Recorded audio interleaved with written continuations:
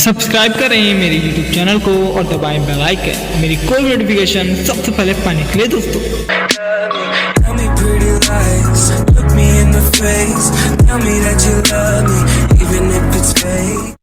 राधे राधे मित्रों, दोस्तों welcome to one new video. दोस्तों आज की इस वीडियो के अंदर मैं आपको बताने वाला हूँ एडोब फोटोशॉप के और भी कुछ टूल्स के बारे में। दोस्तों आज का चैप्टर आपके लिए बहुत ही इंटरेस्टिंग होगा। आज मैं बताऊंगा बैकग्राउंड बनाना आपको एडोब फोटोशॉप में, आप कैसे खुद का बैकग्राउंड डिजाइन कर सकते हैं और कैसे आप किसी फोटो का बैकग्राउंड रिमूव कर सकते हैं।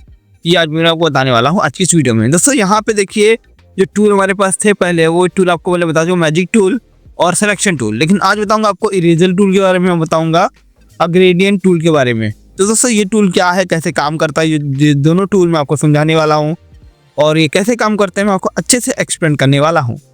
तो दोस्तों चलिए हम आज इसकी वीडियो स्टार्ट करते हैं, हम बताते हैं इसके बारे में। लेकिन उससे पहले आपको डुप्लीकेट करके ही कॉपी पे काम करना है, ओरिजिनल इमेज पे काम नहीं करना है। अगर ओरिजिनल इमेज आपकी ख़राब हो जाती है तो बाद में उसको आप रिकवर नहीं कर सकते। अगर आप उस पर काम करके फोटो में सेव कर देंगे तो आपको नुकसान होगा दोस्तों। तो देखिए हमने अपनी जो डुप्लीकेट वाली पे देखिए लिखा है कॉपी, आपको हमेशा ये मैंने हर वीडियो में बताया अपनी, तो यहाँ पे बता रहा हूँ। जो मेरी पहली वाली वीडियो देख रहे हैं, वहाँ पहली जो चैप्टर में बताए हैं 2 या 3, वो मेरा अगर देखेंगे तो उनको ये चीज़ देखने वहाँ पर ही मिलेगी। तो दोस्तों यहाँ देख सकते हैं मैंने यहाँ पे ब्रश टूल सेलेक्ट किया हुआ है। तो दोस्तों सबसे पहले देखिए मैं यहाँ पे इसका जो मैंने बताया था पिछली वीडियो में सिलेक्शन करने के लिए, दोस्तों अगर आप डुप्लीकेट करना चाहते हैं अपनी इमेज को, जैसे आप कहीं जरूरत पड़ जाती है इसकी, तो आपको उसके लिए आल्ट प्रेस करना है, फिर उसको जो सिलेक्शन है सिलेक्शन कर लेना है, जिस पार्ट का भी आपको जेरोक्स या कॉपी करना है। दोस्तों इसका यूज़ मैंने अच्छे से आपको पिछली वीडियो में बताया हुआ है, क्या यूज़ और कैसे यूज़ करते हैं इसको। अगर आपको जानना है ये कैसे यूज़ करते हैं टूल को या क्या ऐसा इस्तेमाल है, तो जाके वो वीडियो देख लीजिएगा, या फिर हो सकेगा तो वीडियो का एंड इसी में आपको वीडियो प्रोवाइड करा दूंगा मैं। तो चलिए दोस्तों अब आगे बढ़ते हैं। दोस्तों अब देखिए यहाँ पे हमने इसका जेरोक्स कर लिया है। अब हो सकता है हमें कई बार इसकी जरूरत नहीं है, तो हमें हटाने के लिए हमारे पास तरीका है। देखिए अगर आपसे अनडू आपको करना है या फिर आपको इसको डिलीट करना है या बैक करना है, तो इसके लिए सिंपल शॉर्टकट है Ctrl-Alt-D।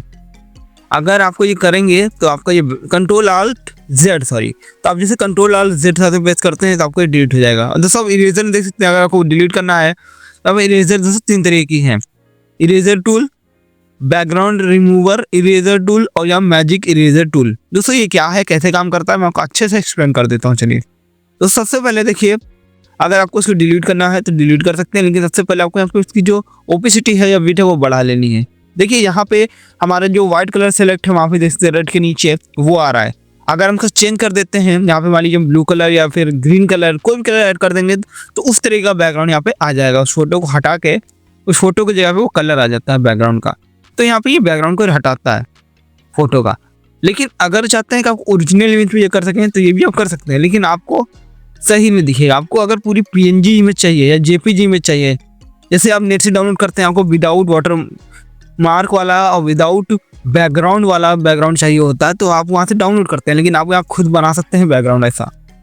इसके लिए आपको इरेजर में जाना है, सेकंड जो ऑप्शन आ रहा है मैजिक इरेजर टूल से भी कर सकते हैं, और यहाँ पे जो दूसरा ऑप्शन है बैकग्राउंड रिमूवर वो भी यूज़ कर सकते हैं ऑप्शन। इसके लिए भी आपको यहाँ पे क्लिक कर लेना है। और दोस्तों अब देखिए इसकी भी आप ओपेसिटी और विड्थ नीचे बढ़ा सकते हैं, लेकिन मैं आपको रिकमेंड करूँगा ऐसा ना कीजिए। दोस्तों देख सकते हैं ये जो होगा मेरा पूरा बैकग्राउंड हटा देता है, जो मेरा बैकग्राउंड रियल का है और जो मेरा कलर वाला है वो भी हटा देगा। आप इसका ओपेसिटी बढ़ा सकते हैं और इसको जो साइज को भी बढ़ा सकते हैं। आपको जितनी ज़रूरत हो तभी इसका इतना इस्तेमाल कीजिएगा। बाकी आपके दोस्तों जहाँ पे जितना इस्तेमाल है आपका उतना ही इसको जब यूज़ करेंगे तभी आपको सही रिजल्ट मिलेगा इसका। तो इस तरीके से कुछ यूज़ में आते हैं। मैं इसको थोड़ा सा कम कर रहा हूँ या ज़्यादा कर सकता हूँ, मेरी मर्जी हो। अब बाकी आपको जैसा भी इसको रोटेट करना है रोटेट भी कर सकते हैं। यहाँ से देखिए ये बड़ा हो गया है, अब मुझे इसका इतना इस्तेमाल नहीं करना तो मैं इसको छोटा कर लेता हूँ थोड़ा। ये देखिए अब मैं पूरा रिमूव कर रहा हूँ तो ये रिमूव हो रहा पूरा का पूरा। अब मेरी फ़ोटो भी जैसे हट गई यहाँ से, तो आपको ऐसा नहीं करना है। अपनी फ़ोटो को कभी आपको रिमूव नहीं करना है, क्योंकि आपको फ़ोटो पर मेन काम करना है, आपको सिर्फ पीछे का बैकग्राउंड हटाना है। तो बैकग्राउंड हटाने के लिए आप इस टूल का यूज़ भी कर सकते हैं। हटाने के लिए मान लीजिए आपसे गलती से हट जाता है, तो मैंने आपको अभी बताया Ctrl-Alt-Z है।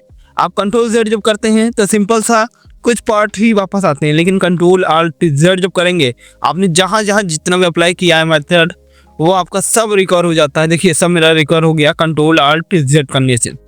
तो आपको ये याद रखना है, कंट्रोल Alt Z अब जब प्रेस करेंगे तो आपको जो भी चीज़ हटा रहे हैं, जितना भी हटा रहे हैं, अगर आपको उसे वापस लाना चाहते हैं कोई भी चीज़, तो वापस ला सकते हैं।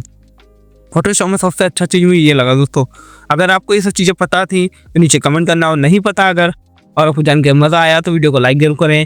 दोस्तों चलिए हम आपको और बताते हैं, इसमें देखिए मैजिक इरेजर टूल क्या है। दोस्तों सबसे पहले इसको सेलेक्ट कर लेते हैं। अब देखिए जैसे हमने सेलेक्ट कर लिया मैजिक इरेजर टूल को, अब यहाँ पे हमें इसको ड्रॉप डाउन करने की या फिर सर्कल को मूव करने की जरूरत नहीं है। हम जैसे इसको पॉइंट करेंगे या फिर जैसे क्लिक करेंगे माउस से, वैसे जो हमारा जो की होगी वो इसके बैकग्राउंड को रिमूव कर देगी और PNG इमेज एक तैयार कर देगी हमारे लिए। तो इस तरीके से अब विदाउट सर्कल को बड़ा छोटा किए, बिना किसी तरीके की प्रॉब्लम को फेस किए, आप चुटकियों में अपने बैकग्राउंड को रिमूव कर सकते हैं। आपको जहाँ जहाँ पे बैकग्राउंड हटाना है पॉइंट कर दीजिए कर्सर को और क्लिक कर दीजिए माउस से, आपका बैकग्राउंड हटता चला जाएगा। मैं आपको करके दिखाता हूँ, चलिए यही चीज़। तो दोस्तों आप देख सकते हैं हमने जैसे यहाँ पे कर्सर रखा वैसे हमारा जो क्लिक से माउस में किया तो वहाँ पे देखिए मूवमेंट होना शुरू हो गई और यहाँ से बैकग्राउंड इरेज हो रहा बड़ी इजी से। आपको सिलेक्शन नहीं करना है, ना कोई तरीके का ड्रॉप डाउन नहीं करना, बस आपको क्लिक करते चले जाना है और आपका माउस से बैकग्राउंड जहाँ जहाँ को हटाना है वहाँ हटता जाएगा दोस्तों।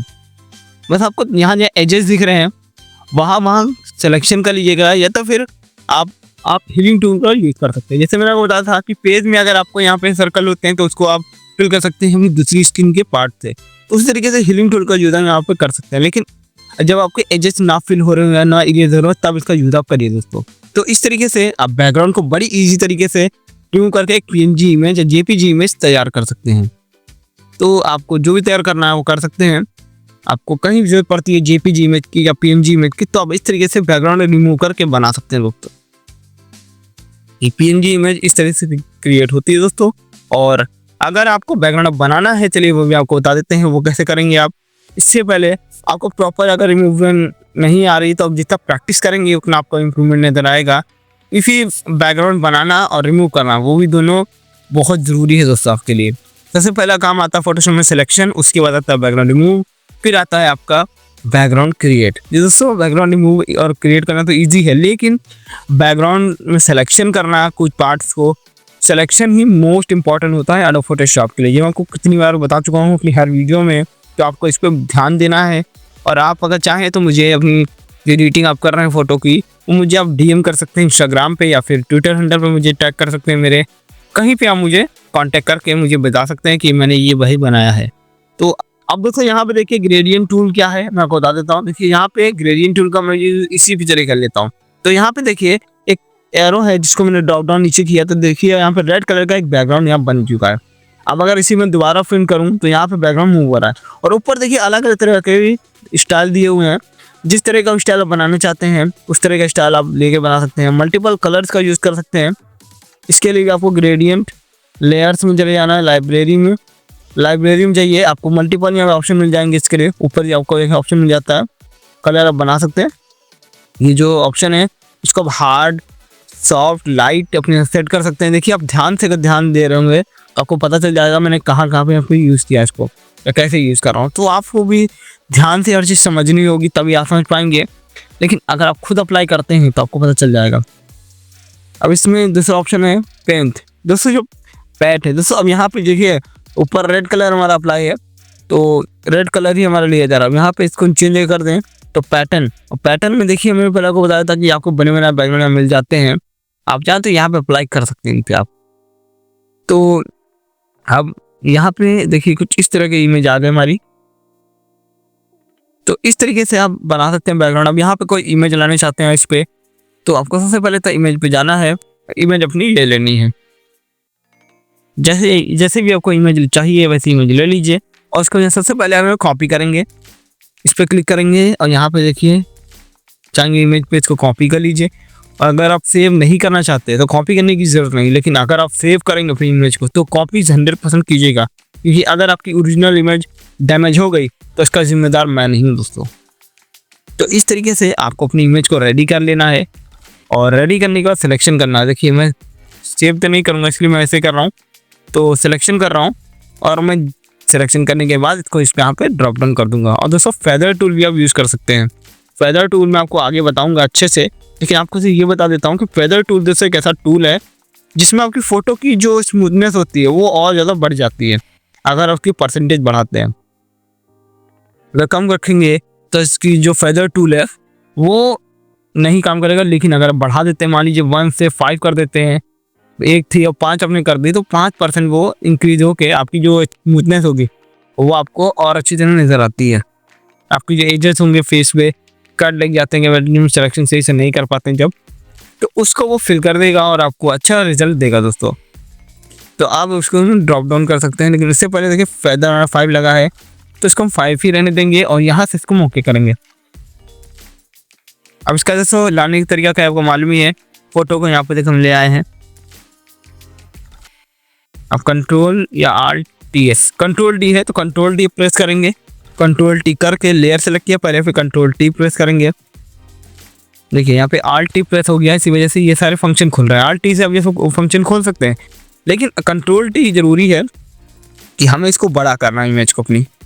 तो कुछ इस तरह से आप यहाँ पे अपनी फ़ोटो को एडजस्ट कर सकते हैं, सेट कर सकते हैं। और दोस्तों ये वीडियो अभी तक आपको कैसी लगी? अब देखिए रोटेशन का मैं तो बता दूं कि अगर आप इमेज को सेलेक्ट करने दें और बाहर इमेज के या कहीं भी पॉइंट करते हैं साइड में, जिस तरह से करना चाहें, तो आप अपनी फ़ोटो को रोटेट कर सकते हैं 80 डिग्री 90 डिग्री, फ्लिप भी कर सकते हैं दोस्तों। आपको जैसा भी करना है वो कर सकते हैं, लेकिन आपको ये ध्यान रखनी है सिलेक्शन होना चाहिए और आपको बाहर की तरफ कहीं भी पॉइंट कर देना इमेज के।